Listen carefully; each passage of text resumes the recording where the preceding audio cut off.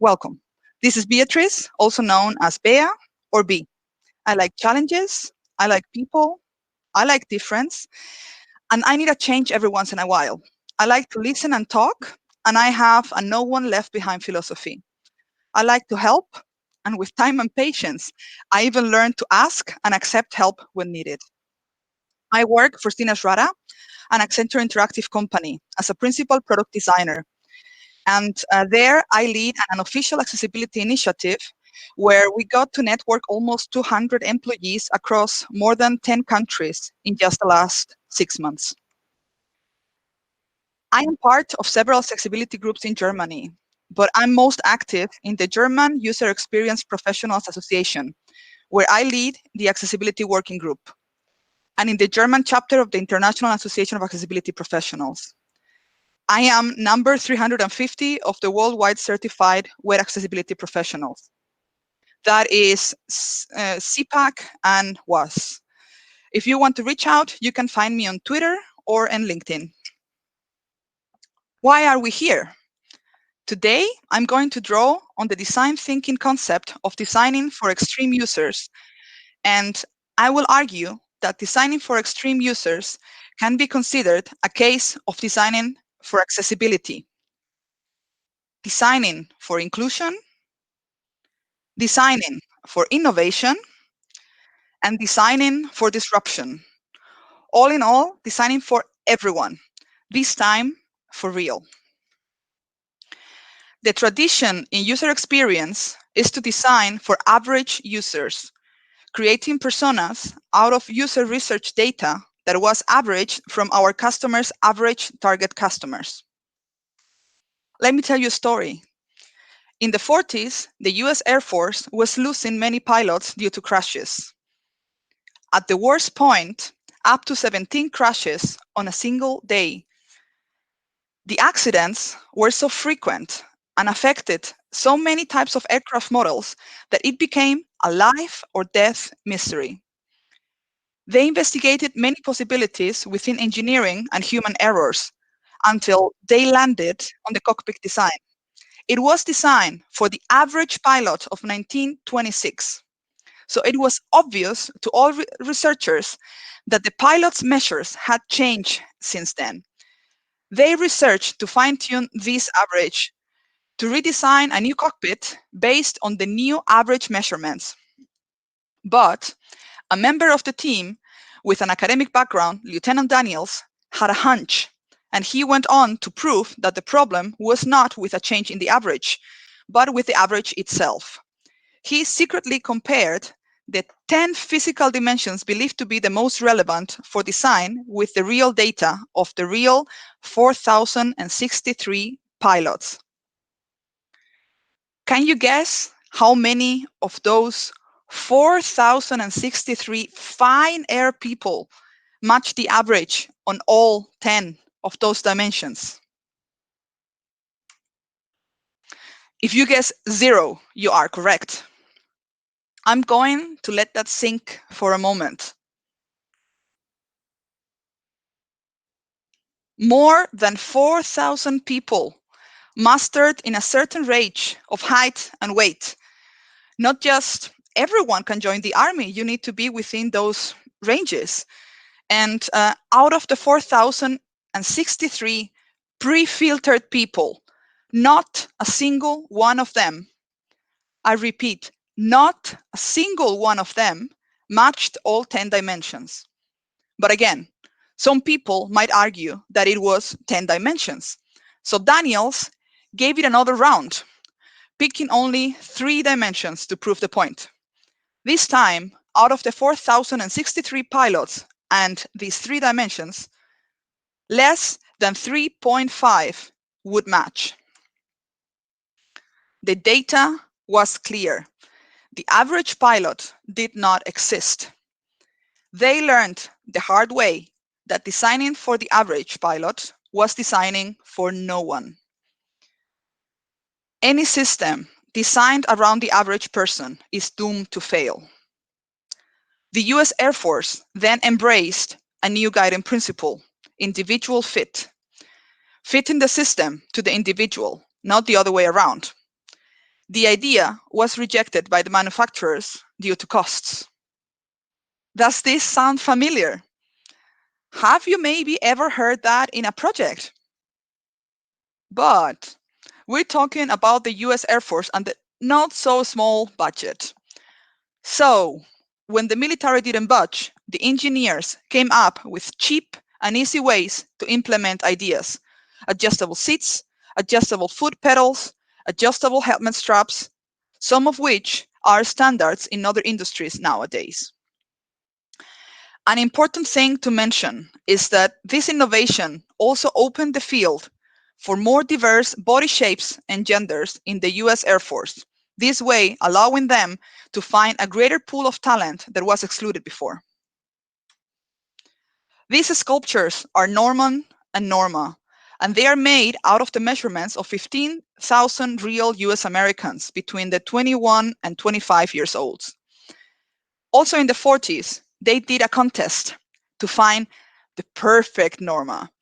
Women should measure their hips, their bust, their neck, their wrist circumferences, general measurements. The contest winner would win $100 of the time, which was a lot of money. Only 400,000 women who already thought could be a match of the statue participated. Want to guess? Quick and short, the scientific results were the exact same as with the airmen. 0 matched all categories, and only a tiny percentage got even close. In this case, there is also no such thing as an average woman. But our lovely US American scientists rather came to the opposite conclusion, that the American woman was unhealthy and not fit enough, and therefore needed to change her habits to fit the average of the perfect Norma stereotype. I can imagine your eyes are rolling as fast as mine. This makes us think about how our lives are focused on excelling among the average. Standardized education, standardized work, standardized policies, standardized medicine, and standardized psychological theories, which all treat people failing to take into account human diversity and our individual traits, comparing us all to a mathematical average that does not exist in humankind. But we're talking business here. When we focus on the average, we create the perfect product for a limited number of people. At the same time, we also create barriers that would limit access for some users. If we go farther to the extremes, these users could be totally excluded, having no access to our product or services. Or maybe a very poor, even traumatic experience. If we, on the contrary, focus on the extremes without losing sight of the average, we can provide a better experience for all. Having setting up the context, now I'm going to quickly touch on how to create accessible personas without getting too deep into the topic, just enough to establish the background for what we are not going to do today. Please bear with me for a moment. If we focus on domain, we can elaborate our user's journey about our persona's aptitudes, attitudes, and abilities. About ability, we can talk about disability, including invisible, hidden, and misunderstood disabilities, as well as chronic illness. We can elaborate about vision, hearing, speech, mobility or dexterity, cognitive, mental health, chronic illness, or any mix of those. And we can also talk about what is the impact of such disability or disabilities and what the prevalence is in the general population and our user community. If you are working on a product for older people or people with diabetes, for example, this comparison might be crucial.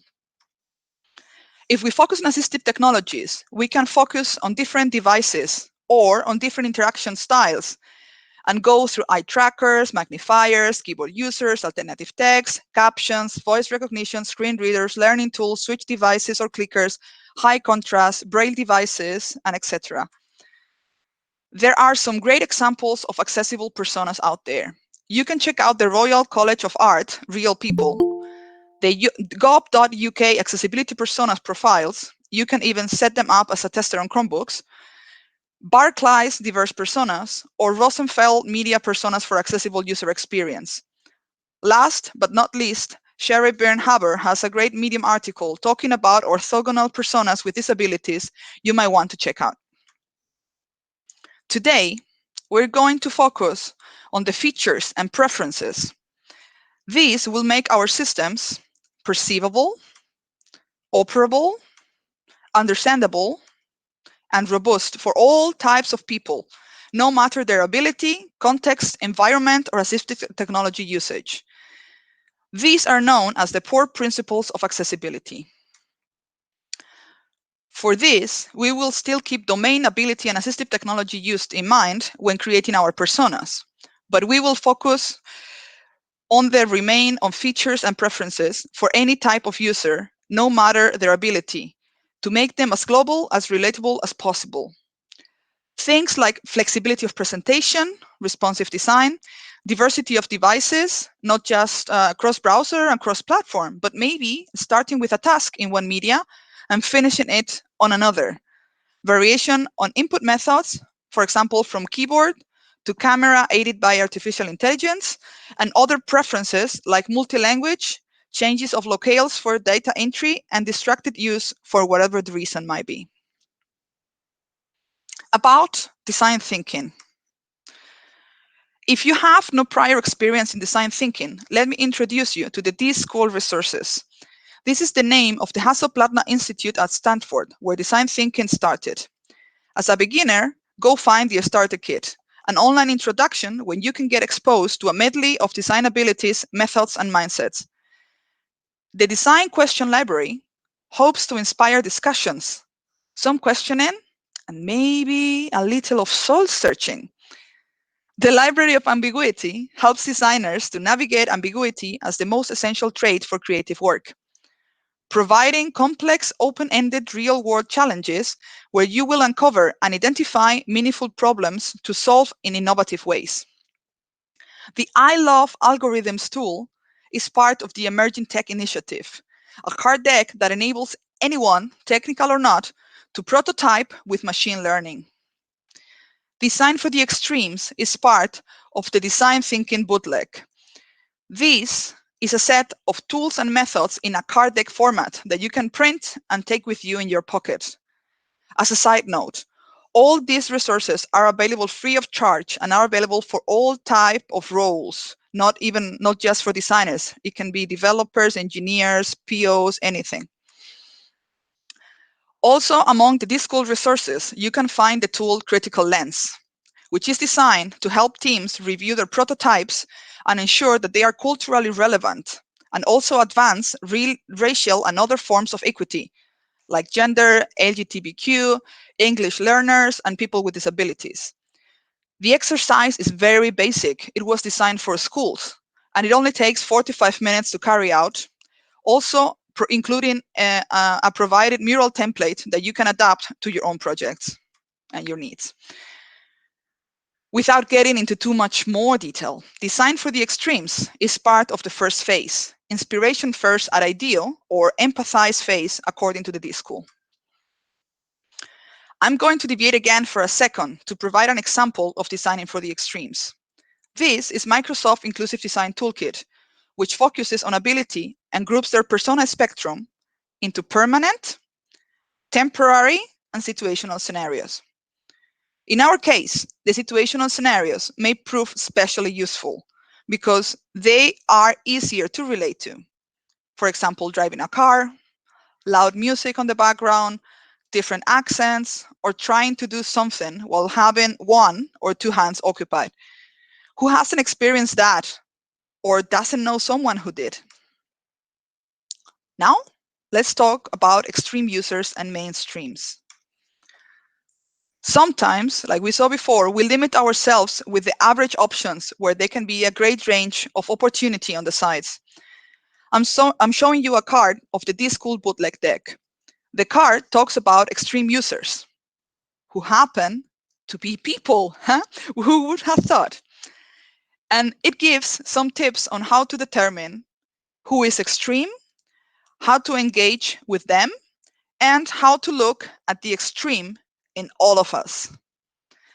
Extreme users have amplified workarounds which can bring meaningful needs to light that affect everyone else. This is where innovation happens. Think about all the people who might use your solution. The idea is to get out of your comfort zone and the obvious. We'll think of an aspect and then think of two opposite positions. Maybe you want to talk to somebody who lives alone and somebody who lives with a large extended family. Maybe you'll want to talk to both the elderly and the children. For example, if we think about user interface and devices, we know about people using desktop, tablet, and mobile. But did you or your team think about people using a smartwatch or a fridge or a gaming monitor or a 4K projector? Maybe your users use a voice interface, and we need to design for conversations first. When we check the state of mind, a Buddhist monk or a yogi would be the opposite of a burnt out person, or a person suffering an emergency looking for the right building entrance of the hospital on their phone while driving from building to building. If we focus on the work aspect, for example, the extremes can range from the long-term jobless to successful CIO, or are maybe part-time colleagues our extreme in our application? We do research and find our extremes. We ask them about their context, about their needs. How would they use our solution, and ask about workarounds or hacks they might use at the moment, and how those meet their needs or don't. Keep your mind, eyes, and ears open. The method talks about men and women as a reminder of diversity, but you don't need to stay in this binary format. We can expand to other formats of equity, like we saw in the critical lens exercise before. The more diverse and open we are, the easier it will be to find other extreme users in another context. Being diverse and open-minded in our work brings great innovation power. And yes, it's common. You might have heard before. With great power comes great responsibility. Be sensitive. Make the people you interview feel welcome and let them know their voices are critical to your research. I'm going to share with you now a series of proto-personas. In real life, our personas should be the result of research, but still, good proto-personas are better than no personas, and not always you have to budget for that. Michael spends most of his day alone in his car in the same country. He listens and answers email via voice commands and uses his voice assistant together with a screen reader to read documents aloud and browse the web while driving. Network is also an issue while on the highway, so he needs to be able to work offline and not lose his work because he's going through a tunnel. Depending on the day, he can get very easily frustrated. Traffic. Andrea is a student who enjoys group holiday trips abroad. She likes to listen to music while she travels. She is sometimes distracted by conversations or games happening around her. Her travel buddies can get very, very noisy. She does not speak the language of all the places they go to. So she uses her camera, internet, and the translation capabilities powered by artificial intelligence to understand traffic signals, as well as to find out what she's going to eat for dinner. They travel on a low budget, and she likes to take photos and record videos to share on social media. So geolocation, auto tagging, and image search are also very useful. Sarah is a freelancer who works outside. She needs high contrast to work in the sunshine. Vitamin D is very important for her, and needs offline support for when the network fails. She uses the latest gear and sometimes has to work in noisy environments, so captions for audio or video are a big plus for when she has no headphones available. JC works in a control center as an engineer. It is a very stressful job, and mistakes can be very expensive. As a power user, they mostly use keyboard input, even more because of an RSI injury they got because of mouse use and playing tennis. They are non-native English speaker, and when using voice recognition, the software needs to understand their heavy accent. They also struggle with decimal format with dots instead of commas. Tom served his country in the Middle East and now survives on his veteran pension. When in the middle of a PTSD phase, he finds it difficult to focus and understand information. His hands shake occasionally. He still has issues with sudden noises or movements, for example. When being immersed in virtual reality, his senses are on the edge, and he doesn't deal well with such noises out of his sight field. So it would be great to be able to configure settings and turn them off. Maybe, in our case, our extremes are Yacy and Tom, or maybe Sarah and Michael, or Michael and Andrea, or Tom and Michael. Everything depends on your research and the decisions your team makes based on the information and context at your disposal. If you've realized the pattern so far, what I am doing is mixing assistive technology and technical aids so that they are not so obvious as a disability traits.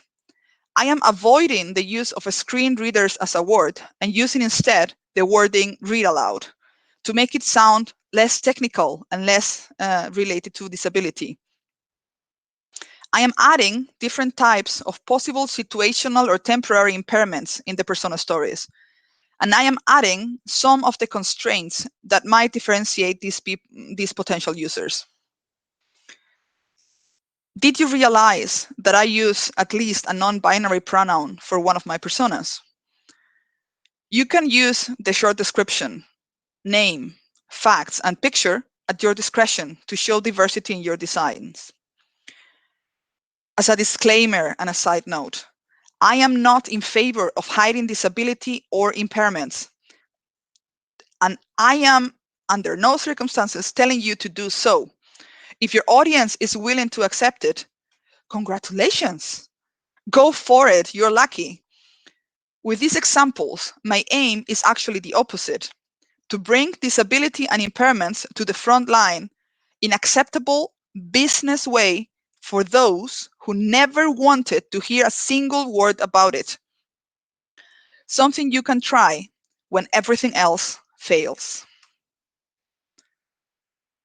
To sum up, when creating personas or proto-personas for your projects, you can focus on the business instead of the accessibility.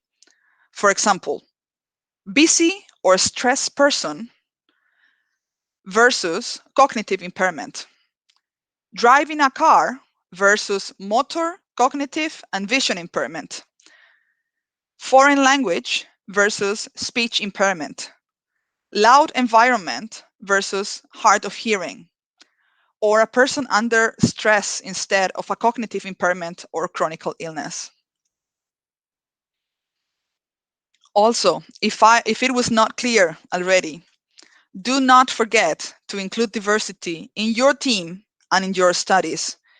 Try and avoid designing for just a white, cis, local, city, abled, upper class male, even if your team still has many of those.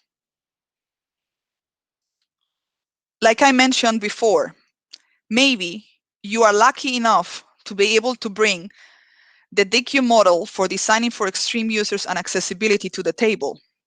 I do hope you are. This model presents average users with full access in the middle of a bell curve. On both extremes, we have people with disabilities on the left and mobile and power users on the right. And in between, with limited access on the left, people getting older, and limited access on the right, people under severe stress. Remember the D-School resources we mentioned before, as well as Todd Rose, The End of the Average, and Matthew Said, Rebel Ideas, The Power of Diverse Thinking if you want to learn more. Thanks a lot.